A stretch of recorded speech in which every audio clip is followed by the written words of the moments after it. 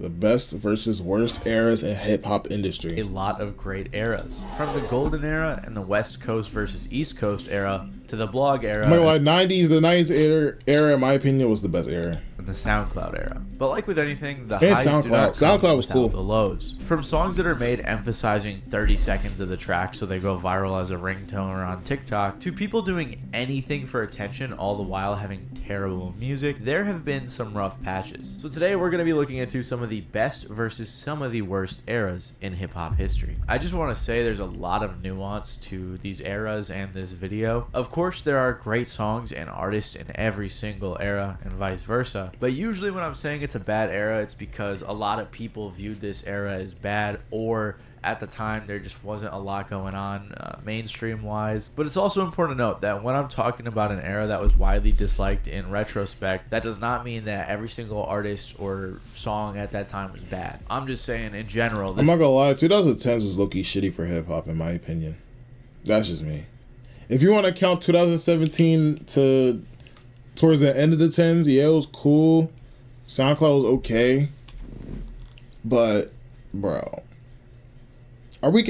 should we count what era are we in for the 2020? Like, what era is this? I don't know. Time wasn't as good as the others. So with that in mind, don't get angry, and let's continue with the video. Mumble rap. Mumble rap is often a stupid and derogatory term used to describe the SoundCloud rap era. But make no mistake, there definitely were some mumble rappers. While old heads will call artists like Young Thug, Future, and Migos, and people like that mumble rappers, that isn't what I mean when I talk about this era. I'm talking about the worst of the worst. The Lil Pumps, the Lil Xans, and people like that. And this era sucks for a couple of reasons. The first time that the term mumble rap was actually used, at least that we are aware of, I wouldn't say Ski Mask was a mumble rapper. Oh, yeah, a little bit. Would y'all say? Was in 2014 when interviewer Michael Hughes was talking with a rapper named Loaded Lux about this new style that was coming out in hip hop. In mainstream hip hop, you know, a lot of, well, I'm not gonna say a lot, but there's some emergence of mumble rapping, and it's been going on for a couple years. Yeah, man, people talk that shit. You know what it is. Slurring and just not even saying a word, and people are bumping it like it's the Messiah just came through or something. So people always looking into new things. I'm from the school of music with a message. You know what I'm saying? But I'm not totally shunning that though. You know, I think we're all sponges, and we all can gather, you know, information from one another. We all inspire one another. Like I said, it comes off as more of a derogatory term, saying that the new artists are just slurring their words and not really talking about anything important. And the comments on this video were people saying things like gargling lean through autotune or mumbling is the death of hip-hop. A lot of people at this time attributed the start of mumble rap to Future and his track Tony Montana back in 2011, which is really ironic because Future said, "I remember being so f***ing high on this song, I couldn't even open my mouth." When I listened back the next day, I was like, man, what the fuck is this? But I loved it. Like, that shit sounded raw. Another artist who really exemplified this sound was Designer, with most fans having no idea what he was saying on tracks like Panda. However, as years went on, a lot of these artists that were criticized for being mumble rappers proved that they made quality music and that they had staying power, regardless of what the lyrical content was about. At first, I think the term was largely disliked because it didn't even accurately describe the artists they were mentioning. Others said it doesn't make sense because a lot of the artists who were called mumble rappers weren't even mumbling. Regardless though, during this period, a lot of older artists began bashing the new generation. I feel like the only thing people don't understand about mumble rapping is because usually the music is low-key overstimulated. So it's like not a lot of people could like hear through like the beat and the flow through the song, and they don't really hear them speaking. But like once you really get to hear them, it's like, okay, yeah, that shit's tough. Like it start growing on people. Which is one of the main reasons that this era wasn't the best. Hip-hop OGs like Wiz Khalifa and Snoop Dogg began smack talking the new era. And everybody trying to rap the same style with the, I don't know who created it, if it was Future or Migos, but all them niggas sound the same.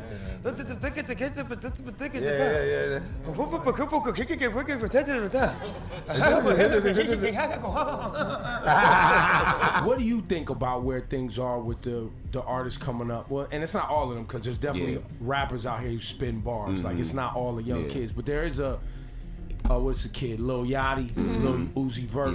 They're like, yo, we're not rappers. We just we're artists, so we're just rock stars. We call it mumble rap. Oh, so y'all got a name for it? Yeah, me and my homies. I mean, it ain't no disrespect to the little homies, but like they know what's up. They say they don't want to rap, you know what I mean? But it's cool for now. And a lot of new artists didn't really appreciate this term either. I don't understand because I don't see where I be mumbling. They're saying I'm a mumble rapper, but you can hear every word I got. Other new artists like Corday made entire songs targeted at the older guys, telling them to chill out and let the evolution of the genre happen. This became a huge debate in the hip-hop community and created a giant divide between the younger and the older artists, as well as the listeners. I think it's just a kind of a disrespect word called mumble rap. Where the fuck has this nigga been? Like, yo, where has this nigga been, bro? When you guys really actually understand what they're saying. Like, I like using Yachty as an example. That's a homie of mine. And they'll talk so much stuff about his music. And then when he'll drop some more music and they'll talk shit about that. And what doesn't make sense to me, if you feel like he's trash, why the fuck would you listen to it, something else he dropped? If you hate it, you wouldn't even pay any mind or even pay attention to him. At the time, this was a really big controversy that had a lot of the audience divided. There was even a bunch of corny YouTube rappers that put out a song called Death to Mumble Rap, which perfectly demonstrated why both sides of this era were terrible. Like I said though, a lot of these artists that were called mumble rappers went on to prove themselves. Uzi, Yachty, Future, not Designer, but a lot of those people went on to prove that they had longevity, they could make good music, and the term mumble rap was eventually deemed. Did this nigga Designer just catch a stray? What the fuck? They even had Cardi listed as a mumble rapper, which is so ironic seeing as how Cardi would influence rap so much in the future. The problem was that eventually there were a handful of artists who would come out that fit the definition pretty well. Lil Pump is probably the prime example of the mumble rap era. And by this point, mumble rap wasn't even really about actually mumbling, more so about just talking about BS with no actual substance or talent. Despite going viral with songs like Gucci Gang, where the chorus just repeats the phrase Gucci Gang, Nah, I ain't gonna lie, Lil Pump was cool for like 1 year, bro, for me. I ain't gonna lie. This was short-lived, and he was heavily criticized. Like the Guardian writer who said, like his peers, Pump writes lyrics that cover the standard gangster rap topics, drugs, designer clothes, and disparaging attitudes to women, but do so with an emphasis on mindless repetition and a post-ironic sense of the ridiculous. And I think the XXL cipher demonstrates his rapping abilities well. Look at my domination. Let him in 5 at a time. She let me hear from behind. Yeah, oh, my body dripping in Louis. I mix it up with the Gucci. This video has comments like when you walk into this special ed room by accident. Artists like Future and Uzi and Yachty and all these people that were called mumble rappers, they had melodic talent, they could write catchy hooks, they had all of these skills that artists like Lil Pump did not have. He was just mumble rapping, I guess. Lil Pump also heavily played on tropes that other mumble rappers did, like flexing his wealth all over the time. Yeah. No security on my jury on. Ah! What up? Ah! Things like this even resulted in artists such as Yo, J. this nigga Cole was really a addressing clip this farmer, new bro. generation of rappers, specifically Lil Pump, saying that if he keeps making music like this and blowing all of his money in a dumb way, eventually he will fall off and go broke, which ironically enough is exactly what happened. Lil Xan is another artist who represented mumble rap well, especially with the name Lil Xan used to blow my shit, bro. I'm not gonna lie. Lil Xan, and sounding like he was I don't think I always ever awful listened in to his him. music. But I think one thing that Lil Xan did that really summarized the mentality of these mumble rappers was when Xan called Tupac boring and gave him a low rating on the clout scale. Yeah, that was crazy. The boring music. Imagine being able to build an app with your name on it, just by thinking about it. Meet Base 44.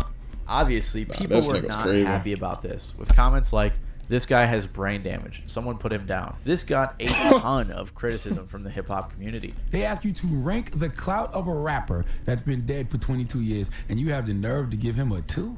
Little Xan, ask yourself this. Would they be asking another rapper about you 22 years from now? Probably not. You probably won't even be remembered unless, of course, you die from a Xanax overdose, God forbid, and then you become a cautionary tale. It's like a Charlamagne was If that was insane. to happen to you right now, you, Little Xanax, you would trend on Twitter for a day, your family would care, and hip-hop would move on. Others like Waka Flocka Flame said he should be banned from the genre, and this comment damn near ruined his career. Although none of these guys had much staying power anyway. On the flip side of this, you also had a lot of great artists coming out, but they weren't free from the mumble rap accusations, the SoundCloud era. Despite SoundCloud being created back in 2007, it didn't usher in a whole new generation of artists till nearly a decade later. While streaming platforms had been getting more popular in the 2010s. Dude, when X started popping off on SoundCloud, bro, nah, they got it. I think it was X. I think this was like the first time me like going on SoundCloud, it was like when X and Ski, when they start popping off. And then, obviously, Cardi and Uzi and everybody else. You know who else? Famous Dex. Famous Dex and Rich the Kid. They was fire, too. Artists started to realize that they could make music over the internet on a cheap setup rather than a studio. Low-key, Rich the Kid was low-key consistent, though. Like, even though I don't really fuck with, like, listen to his music like that, but it's like, he was low-key consistent a little bit. And then just release it for free on SoundCloud. In 2014, Bryson Tiller was one of the first artists to blow up on SoundCloud, but he didn't really He was on capture the sound SoundCloud? this new generation was making. Of course, you have all your sub-niches of SoundCloud rap as well, like Suicide Boys, Puya, Xavier Wolf, Space Ghost Perp, Raider Clan, and all these other underground artists that were paving the way for the new generation. The low barrier to entry and the gritty/grungy music was very appealing to the younger generation. But one of the artists who really spearheaded the entire SoundCloud era was Lil Uzi Vert. Lil Uzi Vert blew up with the track Money Longer in 2016, and his aesthetic with the pink hair and the rock star attitude was quite a bit different from a lot of rappers at that time. With influence from artists like Future, Young Thug, and the rest of the more melodic rap scene that was coming up, the SoundCloud generation took it a step further. Other artists like Lil Yachty burst onto the scene with songs like Minnesota that were so different from what was popular, but it became the new wave. It also resulted, like I said, in a lot of hate from the older generation, calling some of them mumble rappers. But also, like I said... Nah, we pissed these old niggas off so bad. We pissed them off so bad, bro. Oh my gosh. For time, they proved themselves. And I think the moment that perfectly summed up the SoundCloud era is the 2016 XXL Cypher featuring Kodak Black, Lil Uzi Vert, 21 Savage, Lil Yachty, and Denzel Curry. All artists who came up in the SoundCloud era and greatest XXL freestyle, by the way. Exemplified the different sounds that the genre had to offer. Who the fuck picked this little sorry ass beat? I'm from the ugly corner, man, them little sour ass street. But it wasn't over yet. By 2017, a variety of other sounds came out of the SoundCloud era too, such as Florida rap. Artists like XXXTentacion and Ski Mask the Slump God burst onto the scene with their much more At 20, you got Pete 2017, the Lay, though. A variety of other sounds came out of the SoundCloud era too, such as Florida rap. Pete the Lay, yo, those who know ball, not even knowing ball, but I used to always abuse the Adidas with forces. And so I grew up and was like, yo, this is so ass. Never Artists again. like XXXTentacion and Ski Mask the Slump God burst onto the scene with their much more aggressive style of rapping, their distorted beats, and the overall do-it-yourself vibe. They had a cult-like fan base and were extremely successful. Lyrical Lemonade was also putting on for a ton of artists with a new style of music videos that everyone loved. At the same time, you had other artists like Ugly God making a much more playful sort of rap music, releasing it on SoundCloud, and going viral. Of course, he was also a pretty likable guy. The other big sound coming out around this time was the emo rap sound, with guys like Lil Peep at the forefront. Eventually, after he passed away, it seemed like Juice WRLD was the artist who took up the mantle and led the emo rap genre / SoundCloud era for years. He was extremely successful and one of the most successful rappers of all time. Also got to shout out one of my personal favorites from this era, my boy Trippie Redd. Just had to throw him in here. Facts. In totality though, this whole era seemed to have an overall do-it-yourself, almost punk sort of vibe, where all these new sounds were coming out and the music was just super fun. It's hard to describe this era if you weren't there to see it, but it was a great time and is one of the main reasons everyone reminisces so hard about the year 2016. Honestly, I sort of built my channel off reminiscing on the SoundCloud era, so I'm pretty biased towards it, but trust me, it was a great time. It seemed like after Juice WRLD passed away in 2019, the genre died with him. I'll never forget that day, bro. I woke up at like 2 o'clock in the afternoon. I think that was like the first time me waking up late as fuck, bro. And then my mom talked about, are you sad Juice WRLD passed away? I'm like, what? Mind you, this is like a year after X passed, so I'm like, yo, like, what is going on, bro? Before Juice, there were and then it was just like every year we're just losing people, bro. I'm like, yo, this is insane. Tons of huge artists blowing up off SoundCloud, but after him, it didn't seem like anyone really stepped up to the mantle. And I've seen many others attribute his death to the end of this era, so unfortunately, it seems like it ended when Juice died. But for the years that the SoundCloud era was going strong, it was really pushing forward. Yo, Ski Mask Run was However, crazy. not all of it was great, because right as the SoundCloud era was kind of dying out, the Cloud era began. I named this one myself. I'm like, this Cloud era shit was so ass, in my opinion. I think it's very fitting of what happened during these years, and you'll see what I mean. A lot of rappers like Xan and Pump, who didn't really make good music or have staying power, like that shit was so brain rot, bro. I'm sorry. resorted to desperate social media stunts to retain their popularity. Another thing that played the hand in this was the emergence of Instagram influencers like Supreme Patty doing crazy things to go viral. Shock value was huge on Instagram and social media at this time. And and it caused a lot of artists to follow in the footsteps of others. One of the first loud and obnoxious artists to do this was 6ix9ine, who right out of the gate in his career started beefs for attention. And I'm also going to guess that 6ix9ine run, yo, is insane. That gotta be like top 10 runs of all time. I'm telling you. His 2020, no, was it 2018? Wait, when did he start? 2017 or 2018? During that run to like 2019, yo, that shit was crazy. His 6ix9ine's tattooed all over him and the rainbow hair. And people saying they fake not wasn't jacking it. Oh, he was so ass, bro. People, yo, right when he got out of jail, he had like 1 million people on his live, bro. Like, come on. For attention as well. He had problems with artists like Pierre Bourne, Trippie Redd, Zillakami, and more. Not to mention, 6ix9ine was also very big on chronically flexing his money all of the time. They say the King of New York is back tomorrow, April 15th. Listen, you know I don't address nothing. I'm never gonna address nothing. Y'all believe what y'all want to believe. That's a half the ticket right there. I'm really the type. Did he say one time he was using prop money in one of his videos? I mean, don't every rapper do that, but like, it was like during an IG video. Take 2 years off, because this is really my lifestyle. Which is ironic, seeing as how he's going broke now. And on top of all of that, 6ix9ine was very viral for his legal issues, gang affiliations, and him ratting on his gang, which led to him being labeled a rat and turned into a huge meme. So while he may have been one of the first in the clout era to capitalize on controversies, he was far from the last. Of course, like I said, Lil Pump and Lil Xan were artists participating in this too, with Pump doing gimmicky clout chasing things on social media all the time. You can't right here. Man, shut your ass up. No can do that here. What? You want I call police or security? I don't give a f. Pumping it, man. That shit. I don't give a f. Hey! Action!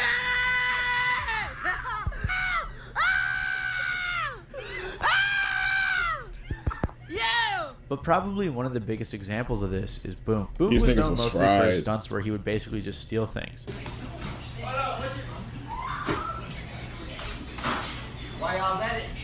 Download Prince Montana Jungle. Bro, he changed like crazy too. You know what I'm saying? Thanks for the donuts. So because of this, most people didn't even know that Boonk was also an aspiring rapper. Ironically enough, Was niggas really taking his music serious? I didn't even know he rapped. I'm gonna keep it a buck. his publicity stunts took all the attention away from the fact that he also made music, rather than towards it. Although he was able to rack up a couple million views on World Star on some of his singles. Most of the What? artists from this era didn't make good music, and while maybe a few of their tracks would go viral, their publicity stunts and controversies are what kept their names in the headlines. Like when Boonk got dangerously addicted to drugs and passed out on No Jumper. Shout out to the homie Boonk. Oh my god, bro.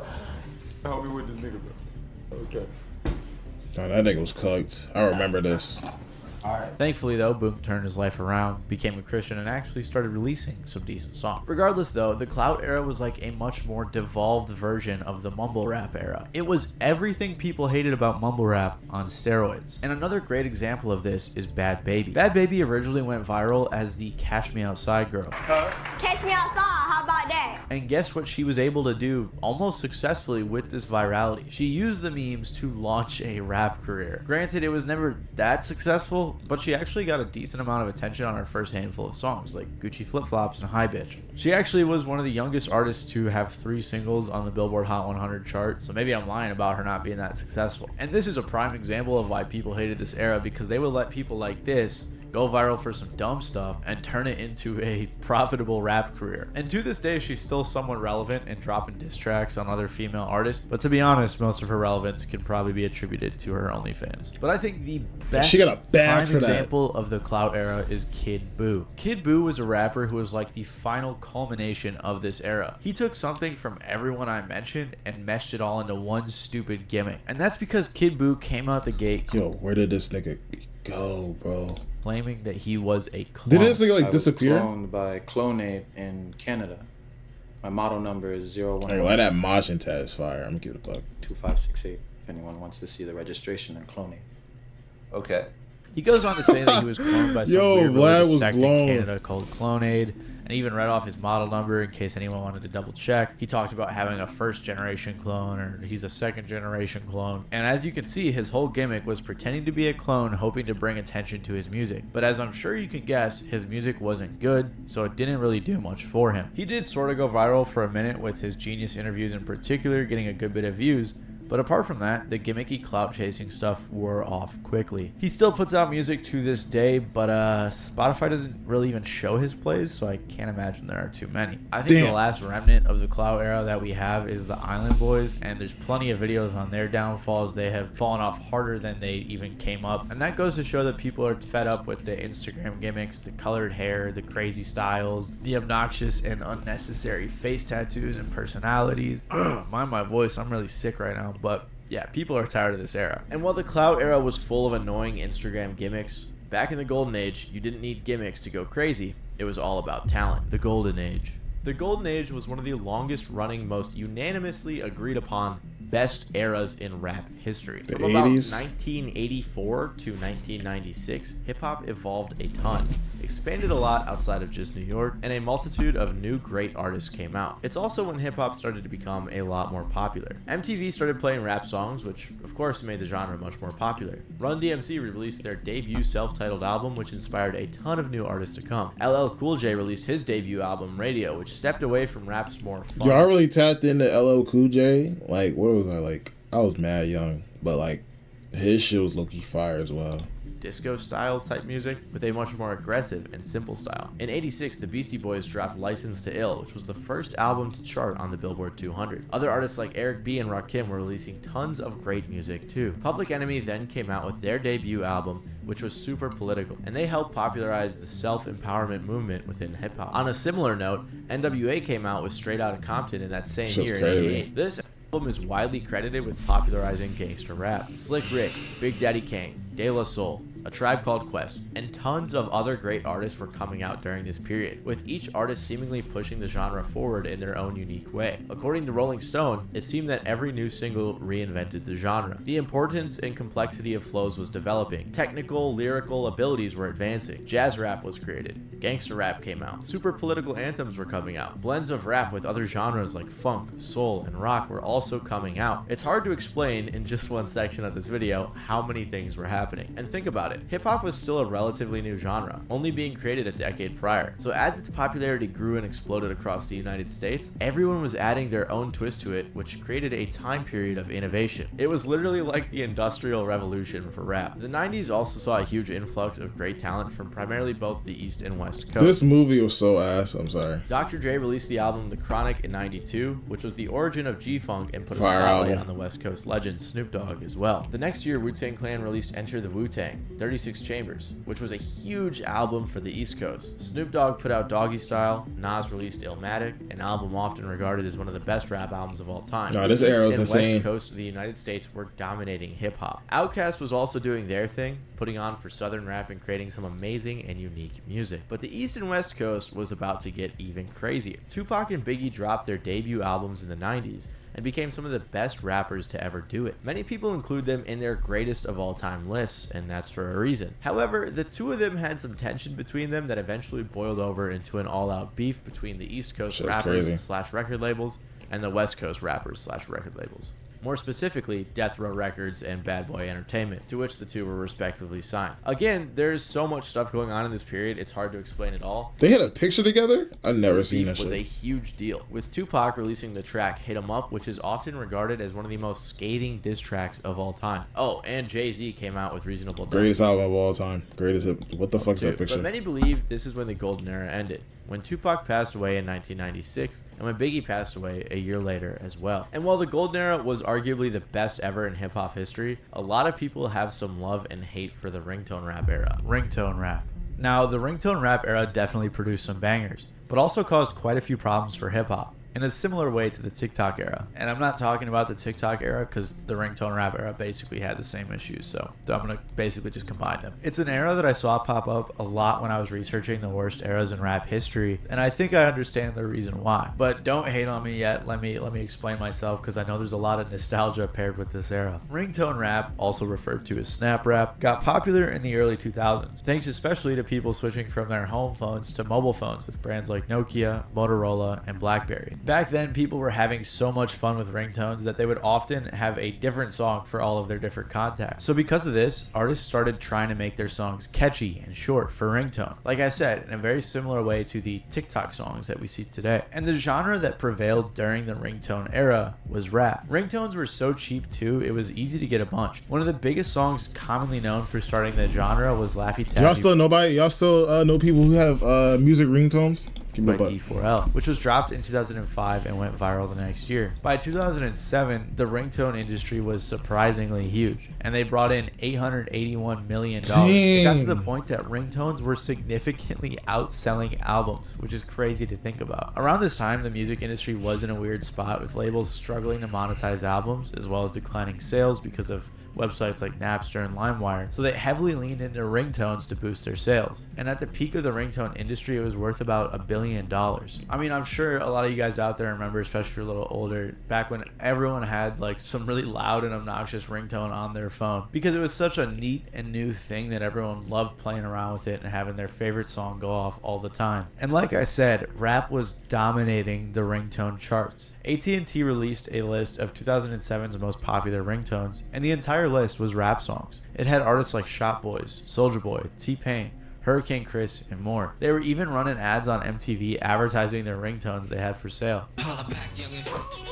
Get these hip-hop real sounds as a ringtone on your cell now. Type H1 for Holla Back Youngin' by Fabulous. Type H2 for Trillville's Get Some Crunk and Yo System. Why does it have mad nostalgic off of this commercial? Or type H3 for Twisted Sunshine to 755.55. These commercials was fire. Very similar way to TikTok. Rappers would release their songs hoping that they'd be catchy enough to become a ringtone and go viral on the ringtone charts. But this also created a problem. While ringtone rap did have a lot of successful tracks and helped to grow the genre, instead of artists just trying to make good songs, it seemed like it shifted towards artists trying to make the best ringtone. Basically, all they had to do was focus on making 30 seconds of the song extremely catchy, sort of disregarding the other parts of the song. This also caused there to be a whole lot more one-hit wonders in this era as well. Some of these one-hit wonders got record deals just because of a ringtone rap rather than their actual catalog. And this left a lot of consumers of these songs, especially older consumers, feeling like ringtone rap was destroying hip-hop. And this kind of plays into the dark era that I'm talking about earlier, because these ringtones were a lot less lyrical focused, they were more melodic, they were more crunk. I don't know if that was probably the word they used back then. And old heads routinely blamed artists like Soulja Boy for destroying the genre. I also think people back then felt a lot how people felt recently about TikTok songs. Like, remember when Steve Lacy performed Bad Habit and no one knew the words to anything but the chorus?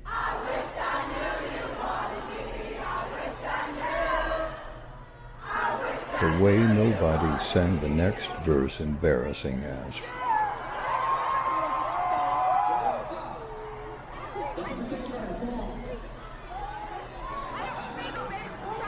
This is the I would have just let shit play it out. I'm gonna give it a buck. Nah. Type of unenthusiasm people probably shared during a good bit of the ringtone rap era. Sure, the hooks are catchy, but the rest of the tracks weren't all that interesting. I'm not saying Steve Lacy's track wasn't interesting. It was a great song in total, but most people were focused on those 30 seconds and that was it. A lot of people look back on this era with nostalgia, which is totally valid, and there were plenty of great songs, but looking back, this era wasn't producing the best music hip-hop has ever seen. Instead, they were cranking out short viral moments over and over again rather than catalog artists or beautiful songs that are super meaningful, you know what I mean? And don't get me wrong, a lot of these songs were fun and catchy, and they definitely made great ringtones, and some of them still go to this day. But a lot of people looking back aren't as big on this era as they may have been back then. When the whole ringtone rap era was in place, You're right. No, rap wasn't a I would love to have skipped that, bro. Rap wasn't a dog, bro. There was like a 3-year period where rap was dark. Horrible. Horrible. Lights were out. Post 50. It was a dark. No electricity. Bro, wallahi. It's Aaron speaking, made a video on this and summed it up best when he said, "The ringtone era was so fire, yet so trash at the same time." In 2010, a consumer analyst group said that by 2016, the ringtone business would be non-existent, and clearly that's what ended up happening. Damn. After a few more popular ringtones came out in 2009, like Boom Boom Pow by the Black Eyed Peas or Drake's Best I Yo, Ever Black Eyed Peas, yo.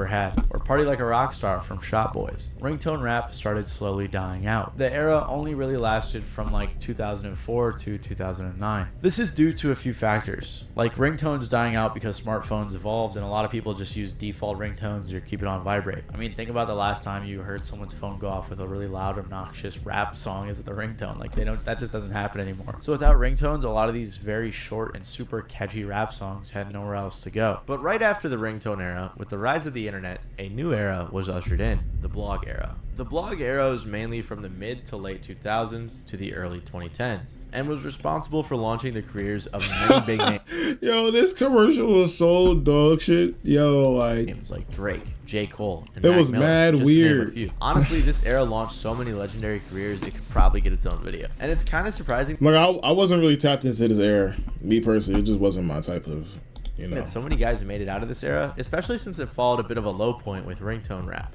So for some of y'all who don't know, I am a blog era mixtape rapper, you know what I'm saying? I'm somebody who came up in that blog era and you know, got blessed with the cosign of Ye, and then had to really build my fan base organically, you know what I'm saying? There wasn't no playlisting, it wasn't no streaming like that, and it was a tough time. I want to shout out all my peers, all my people who was in the blog era, rappers that's still doing their thing, because to make it out of there, it wasn't easy, you know what I'm saying? You had to take them on that journey with you, so salute to all of them. It's almost like the artists from the blog era were forced to actually make good music to succeed, because at this point, listeners were totally burnt out on gimmicks or cash grabs. What separated the blog era from others is that it came at a time when artists first started leveraging the internet. Keep in mind, this was still before streaming services were popular, so the landscape looked completely different. As a musician, it was still nearly unheard of to release music without the marketing push of a record label. Independent blogs, though, became a source for fans to find the hottest underground music, and this new avenue of communication opened the floodgates for hip-hop's potential. A lot of the super popular albums that came out around this time were put out as free mixtapes too, so these artists were basically giving away their best music for free. However, it was clearly worth the risk, since through all the hardship,